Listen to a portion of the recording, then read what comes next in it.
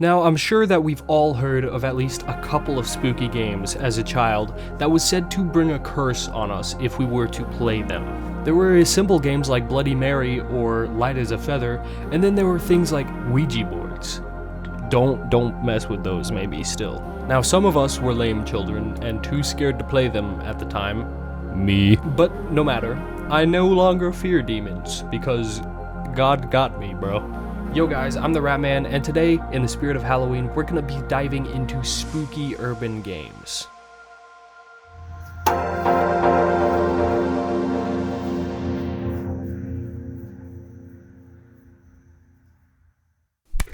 Okay, real quick, like and subscribe.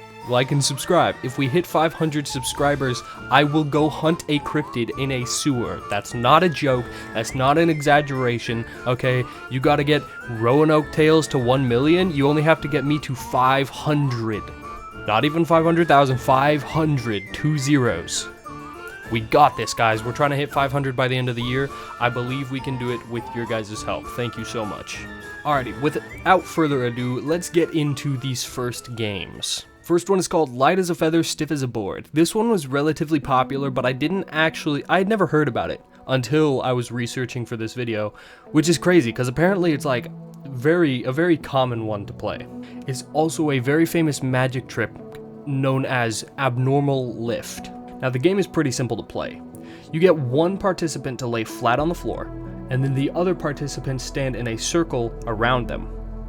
They place a couple fingertips underneath of the person, and then somebody, usually the person holding their head, will kick off the game by saying something along the lines of, "She's looking sick," and then leading the others to say the same thing. They'll join in, "She's looking worse," and they'll all agree. And then finally, eventually, this continues until the person holding the head says, "She's dead." Now, there are variations on this, of course. Some people instead describe to the participant the brutal details of their murder, and they ask them to vividly imagine succumbing to such a fate. Then, the players all begin to chant, "Light as a feather, stiff as a board," as they begin to lift the participant into the air. Now, the longer they chant, the lighter the participant is said to become. Now, this could be spiritual, or it also could be because lifting somebody is a lot easier with multiple people. See, if you got like 8 of your boys, and so 7 of them are trying to lift you up, that's a lot. Like, let's say you weigh 170 pounds. If we divide that by 7 people, each person's only lifting about 25 pounds. Okay, that's like significantly less than 170 pounds. And you can lift that with your fingers, but you wouldn't expect to be able to lift a whole person. And so eventually that might get skewed. Or maybe you just got your friend possessed and they became super light. I don't know, man. Now, this one's called Concentrate, and it's more of a ritual that'll tell you how you die. Honestly, this one gets pretty touchy-feely. If you played this one as a kid with some, like, your crush or something, you ain't slick, bro. Now, you begin by telling the person to close their eyes, and you will stand behind them. Then you're gonna chant a phrase, but during the chorus, you lightly tap the person on their back with your fists. And then during the verses, there are actually specific movements that you have to make for each verse. Now, you begin the chant with the chorus, then the verse, then the chorus again, then the next verse, etc., etc., continue on. It goes as follows. Concentrate on what I'm saying. People are dying, children are crying. Concentrate on what I'm saying. And you do this while you recite the first verse, tap 3 times on the player's head with your fist, then run fingers of both your hands down either side of their head like you're pretending to crack an egg. Crack an egg on your head, yet let the yolk run down. Let the yolk run down. Crack an egg on your head, let the yolk run down, yet let the yolk run down. Then in the next one, You squeeze and twist their shoulders with your hands like you're squeezing oranges. Then graze your fingers down both arms as you recite the second verse. Squeeze an orange on your shoulder, let the juice drip down, let the juice drip down. Then use your pointer finger to lightly jab the victim's sides as though you're poking them with a needle, and run your fingers down their waist while you say the third verse. Stick a needle in your sides, let the blood drip down. You see how this game can get pretty touchy-feely, like pretty quick? The next one is stab a knife in your back, then wrap a rope around your neck, wrap it till it's tight. Wrap a rope around your neck, wrap it till it's tight, and pull. Then you gently hold the victim's arms and lightly push them left to right as though they're swaying in the wind. As you do, whisper the final verse in their ear. Once you reach the last words, you push them forward violently with your hands onto a bed or a pile of cushions so that they don't fall over. You're standing on a building. You're out on the ledge, you're feeling very dizzy, and you're close to the edge, and someone pushes you. Shove. Okay, this game actually sounds like it would have been really fun as a kid, like to watch somebody freak out during this process or freak someone out with this process. It would have actually been a whole vibe to do. So apparently right when you shove the participant at the very end before they die, a color will flash in the back of their eyes. You've ever experienced that? Or if you put like a flashlight up to your eyes, you see white or red or something. So this color will reveal the secret of how they die. Red means they'll die by stabbing, blue is drowning, yellow is poisoning, orange is burning, green is falling specifically onto grass, purple is suffocating, brown means you're buried alive, gray means you died of an illness, black is old age and sent to hell, white is old age and sent to heaven. So, if you want to make sure that you know whether you're going to heaven or hell, play this game, but then for the rest of your life, make sure that nothing kills you except old age. I know where I'm going though, and I don't have to play this game. Next up is The Answer Man. This one also sounds like it would be a lot of fun to play. It's super cool, but unfortunately, none of us will be able to play it because we need 10 friends. I'm sure you don't want to lose a couple $100 phone, and at the end of this game, you are going to have to smash it. For all my Apple users out there, I'm sure you don't want to lose a couple $1,000 phone, a phone that has the same features as a couple $100 phone. So you might want to buy a cheap burner phone. Now the rules to this game are very simple. Everybody sit in a circle, pull out your phones, have somebody's designated as the counter, have them count down from 3. When they reach the end of the count, they will yell, "Call." And then everybody calls the person to their left at the same exact time. Now hold the phone up to your ear. If you did it right, everybody will get a busy signal. Or it'll just go straight to voicemail, which is much more common nowadays. I doubt anybody's phone is going to get a busy signal. You'll get a voicemail. Everybody will get a voicemail, go to voicemail, except for one of you. This person's phone will start to ring, and then it will be answered by the Answer Man. You can ask the Answer Man as many questions as you want. He will answer honestly about everything. He knows everything. He will give you the answers. You literally have a portal to infinite information now. However, once you ask him a question, he will ask one of you. Now, honestly, I'm just going to be real here. If you want to cheese the game, kick all your buddies out, right? If he starts asking you questions about things that you don't want your buddies to hear, they ain't gonna hear. And you can ask questions for them, right? But here's the problem. I don't know what kind of questions he's gonna ask. If he asks you a question you legitimately do not know the answer to, if that's his game, you're screwed. I'm sorry, man, you're done. Now, if you answer dishonestly or falsely, the Answer Man's hand will come out of the phone and it will attempt to rip off a part of your body.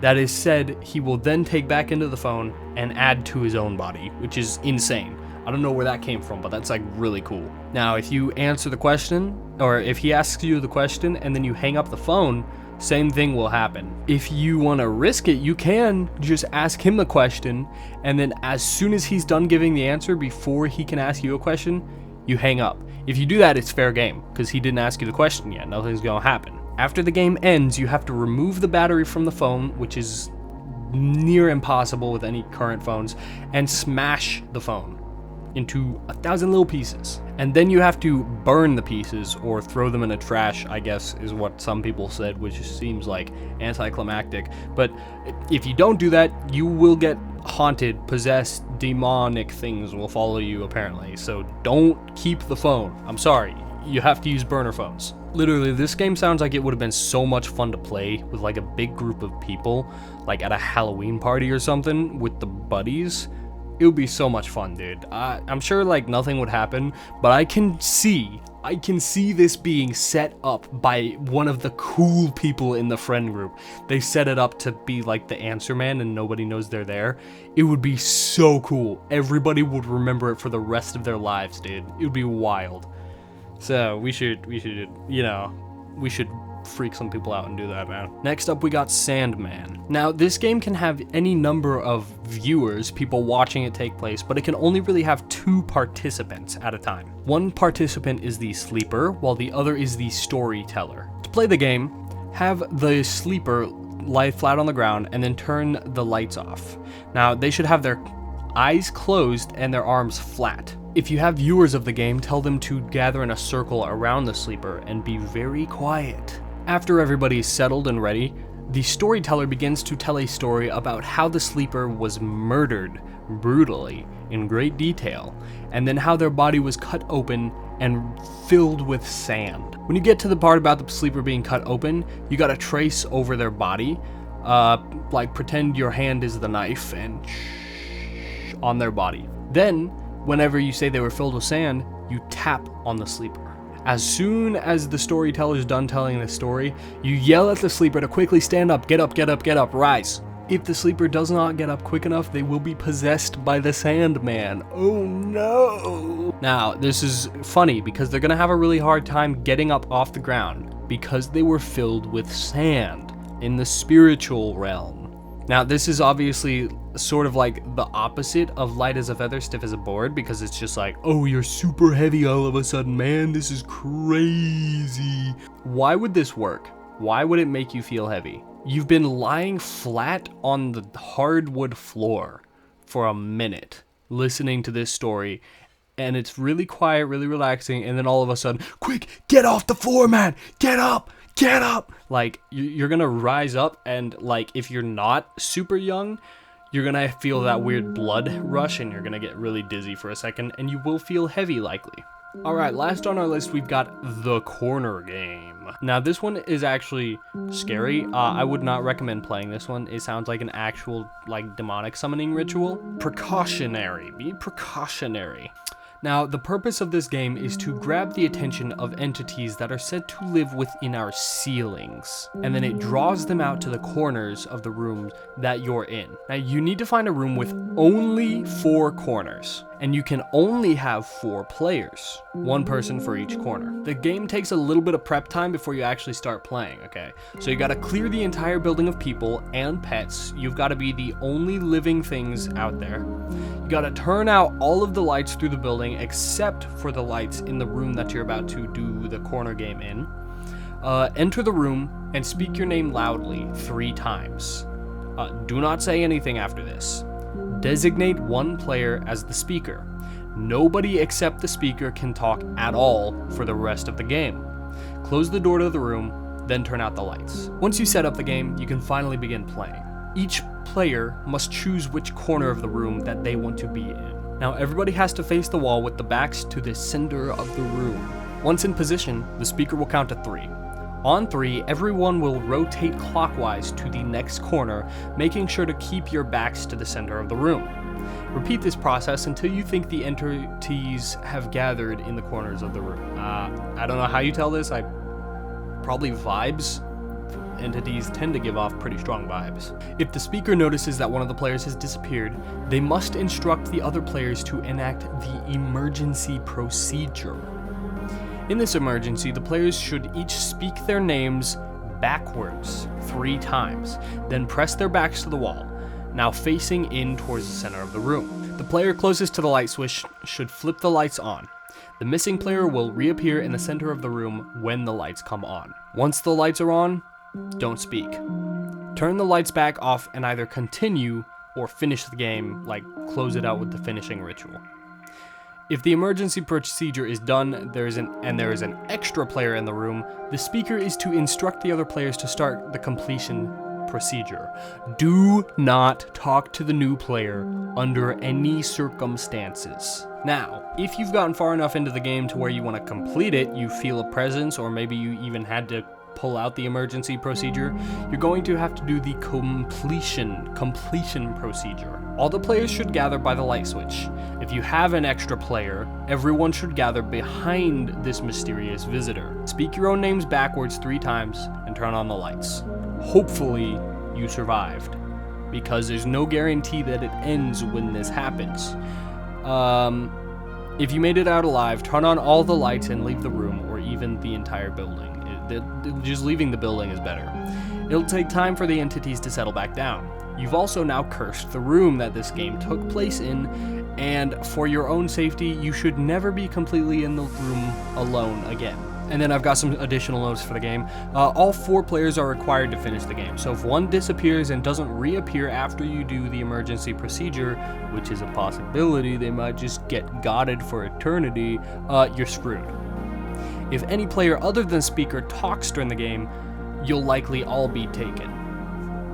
If you accidentally bump into each other during the game, just turn the lights on, wait a few moments, and then turn them back off and resume. You can make noise as long as it isn't talking, so this has been utilized to let the speaker know if somebody goes missing by assigning to each player a number and having them knock every time you complete a sequence through the corners of the room. So player 1, every time you go through the corner, knock. Player 2, you'll knock twice. Player 3, you'll then knock 3 times. And then player 4 is the speaker, so, you know, whatever. This one actually sounds terrifying and like a serious level event. It reminds me about a story I heard one time about the corner folk, which is something that I should actually make a video on because they're pretty groovy little creatures. I think, if I remember correctly, they're fictional. They're not like real, but they're really cool. I should do that. But like, maybe don't play this game. Maybe don't play this game. It actually sounds like a legitimate ritual of some type, maybe. Like, I'm sure nothing would happen, but on the off chance, this sounds close to like a real one. You know what I mean? Now, have you ever played any of these before, or any spooky games similar? I actually had like 5 more loaded into the script, but realized that it was gonna take a lot of time just to do these, and I have like... That doesn't do it justice. I have like almost 20 pages of script for just these 5, so, you know, if you've got a scary story about some spooky urban game like this, I would love to hear it in the comments below, or if you would like to help support by commenting something but you don't know what to say, just leave a sparkle emoji. I love that one, man. I've also got a Discord you could share stories in if you want to go ahead and join that. The link is in the description. We have some fun around there. If you liked the video, please hit like and subscribe. Serious about the 500 subscribers, trying to hit it by the end of the year. We just got over 200, which is so hyped, guys. I'm so excited. Thank you so much for the support so far. I think we can reach 500 by the end of the year. And when we reach 500 subscribers, I am going to go hunting a cryptid in a sewer that I saw one time. That's not a joke. I'm dead serious. Anyways, this was like one of the Halloween videos. I'm gonna try to do a couple more. Favorite time of the year, so glad that it's coming around, and it's a great time to really capitalize. Like, this is what my channel's about, so this is the time of year when like a bunch of people are looking for this stuff. So thank you so much for watching. I'm glad you could be here. Hope you have a good spooky season. I think that's everything, so I'll just say thank you for watching again. God bless. Ratman out.